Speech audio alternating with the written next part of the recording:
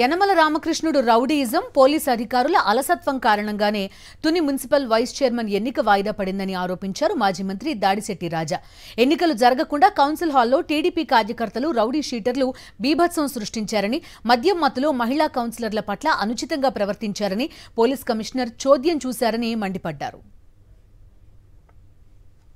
ప్రజాస్వామ్యాన్ని కాపాడాలి అని చెప్పేసి యనమల రామకృష్ణుడి తాలూకు రౌడీలు మాట్లాడుతూ కౌన్సిల్ రూమ్లో, వాస్తవంగా కౌన్సిల్ రూమ్లో ఎవరు ఉండాలి? చైర్మన్ ఉండాలి, కమిషనర్ ఉండాలి, కౌన్సిలర్స్ ఉండాలి.